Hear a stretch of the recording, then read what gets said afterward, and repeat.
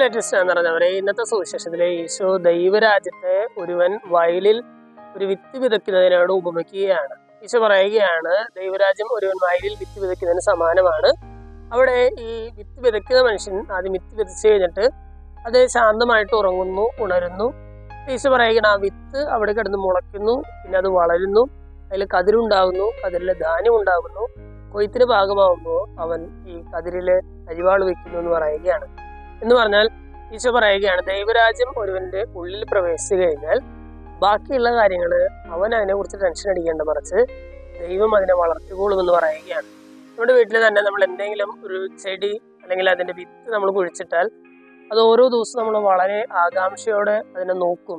ഇത് മുള പൊട്ടിയോ, ഇതിന് ഇല വന്നോ, അല്ലെങ്കിൽ പതുക്കെ വളർന്ന് എന്തോരം സൈസായി എന്നൊക്കെ നമ്മൾ ഓരോ ദിവസവും ആകാംക്ഷയോടെ നോക്കും. ഇതിന്റെ വളർച്ചയ്ക്ക് വേണ്ടി പ്രത്യേകിച്ച് നമുക്കൊന്നും ചെയ്യാനായിട്ട് സാധിക്കില്ല. നമുക്ക് ചെയ്യാനായിട്ട് പറ്റുന്ന ഒരേ ഒരു കാര്യം എന്ന് പറഞ്ഞാൽ അതിനാവശ്യമായ വെള്ളവും വളവും എത്തിച്ചു കൊടുക്കുക എന്നുള്ളത് മാത്രമാണ്.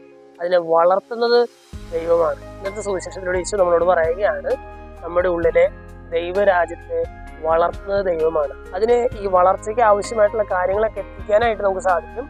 പക്ഷെ അത് എങ്ങനെ വളർന്നു വരണമെന്ന് തീരുമാനിക്കുന്നത് ദൈവമാണ്. ഇന്നത്തെ സുവിശേഷ ഭാഗം വായിച്ചു കഴിയുമ്പോൾ നമ്മുടെ ഉള്ളിലുള്ള ഈ ദൈവരാജ്യത്തെ വിശ്വാസത്തെ വളർത്തിക്കൊണ്ടുവരുവാനായിട്ട് ദൈവത്തോട് നമുക്ക് പ്രാർത്ഥിക്കാം.